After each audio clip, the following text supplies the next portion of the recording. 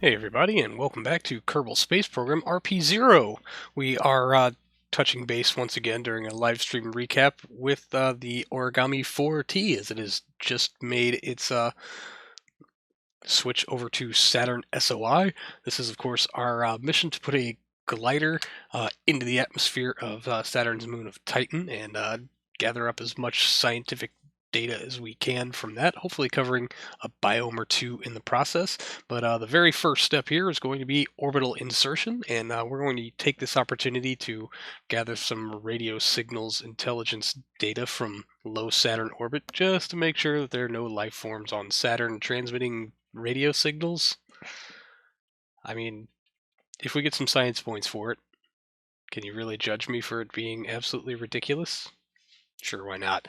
Anyway, turns out this ridiculously massive radio signals antenna dish will serve a secondary purpose, but we'll get to that a little later with our very cutely tucked origami glider at the top of the insertion stage. We did decide to go for propulsive capture on this mission instead of aero capture like we did for the Origami Venus missions, which actually did not go terribly. They were just at night, so all the footage looks particularly bad. So hopefully we'll get a daytime insertion into Titan this time, although we will be flying around the backside of Saturn. Well, really, we're going to come kind of over the poles. That's a particularly fantastic shot. The glorious rings of Saturn. There's Kerbal Alarm Clock interrupting our fun as always, but we've got flight computer set up to hopefully radio some good data in, making our first low pass by Saturn as we prepare for orbital insertion. There's, Kerbal Alarm Clock messing it up for us yet again, but I will turn you over to old me live during the broadcast. And we're going to go pick up some dust as we bash through the rings here. Hey, we're getting some quality data. Now it's biological sample. Really? We didn't transmit one home? How many biosamples do we have? Probably not nearly enough. Where are they, though? I thought they would be... Oh yeah, we just have the 2. We need those for Titan, so sorry, reset. Telemetry analysis on space just above Saturn's... Wow, we don't have that one, huh? 54 science. Let's open this up, make sure we're getting paid. I don't know if that paid us or not. Yeah, okay, we're getting paid. Cool.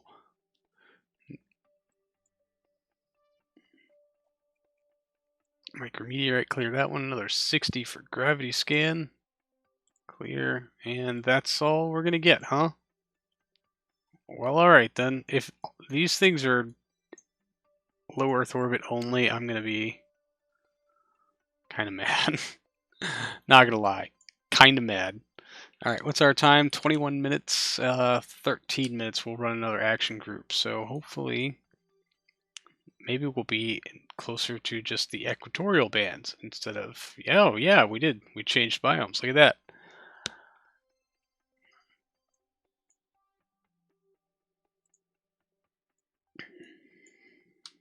Nine minutes. We need about 2.5 minutes lead time. Minute and some coin. It's going to run sciencey bits again. Biological sample, telemetry analysis, temperature, Geiger. Yeah, of course, we got all the equatorial stuff from all of these already. Of course we did. Come on, KSP.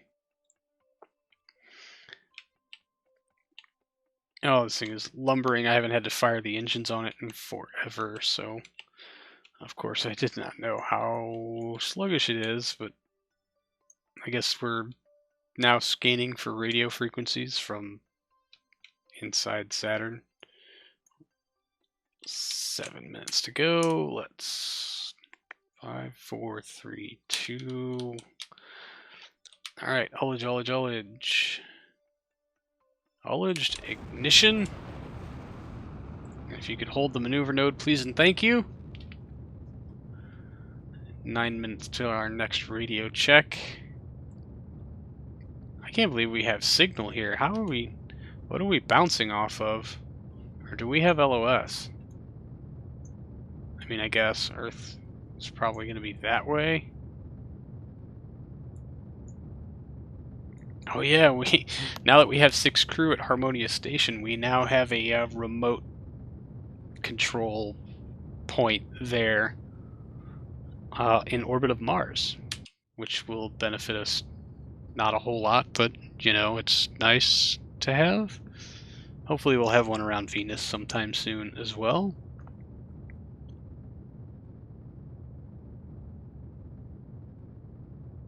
Alright, now we just need to capture.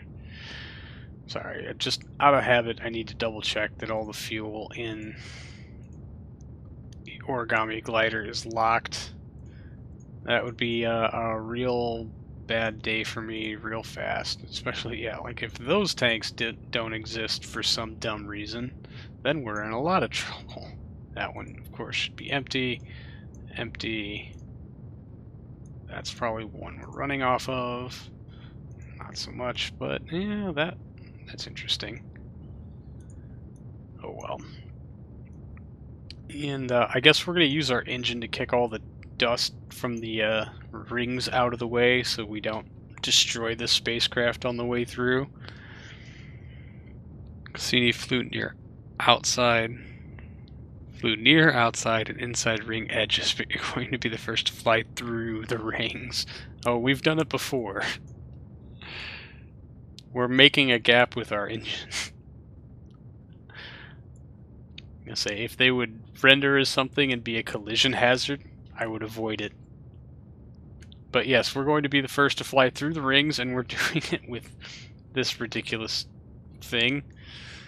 Which, is it more plausible that it's a useless science experiment that doesn't work out here if we angle it down and use it kind of as a parachute? Not a parachute, a push glove. Let's get, we're plus 40 seconds past the node already, but not quite captured. So let's kill the engine. Let's angle our pooper scooper down.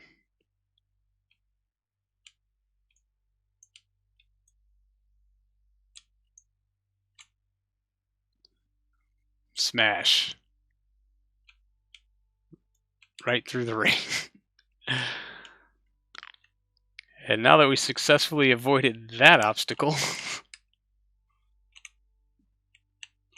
I wish now we could jettison this thing, because it's useless.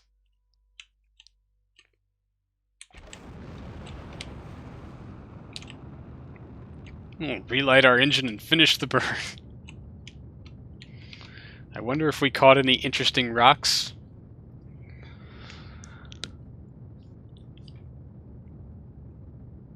Probably not.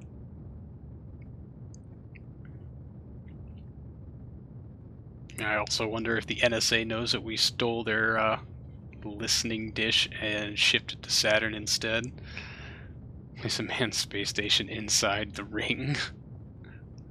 It's gonna be really hard to do, considering the ring is like n singular pixels thick. It's gonna take some precision I don't know that I am capable of, to be real honest with you. Alright, how are we looking on our orbital insertion here?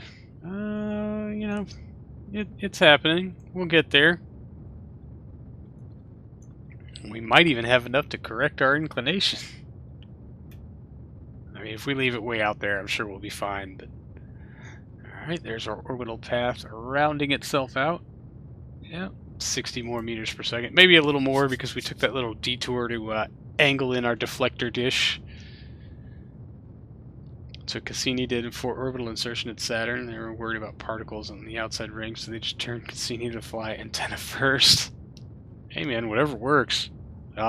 Nice to know I'm not alone. Shutting down. Within 1.4, and our inclination is right where we want it. That's pretty awesome. And thanks to some particularly good mission planning by really, really old me, we're actually in a very good position to start doing some gravity assist passes past Titan to help with our orbital insertion as to such. We just need to make this plane change maneuver, and voila! That means we can make our first flyby right away. And we'll tune that, of course, to make a braking pass. I don't think we're going to go straight for orbital insertion, but it will certainly help. That's pretty cool. Let's set this alarm before I forget about it. Add alarm. We need probably 15 minutes of lead time to set up for the node. There we go. Kerbal alarm clock, thank you very much. Rendezvous planner, thank you very much. And 2 more minutes until our next radio ends. So let's just go ahead and ride that train on through. We're still equatorial bands, so I don't think we're going to get anything new. That's a biosample that we're saving. Ta-da! Alright. Flight computer, you can go away. And quick saving. And with all that set up and ready to go, that's going to have to do it for this episode, everyone. Thank you so much for hanging out. I really do appreciate it. And I will see all of you in the next one. So until then, see you later.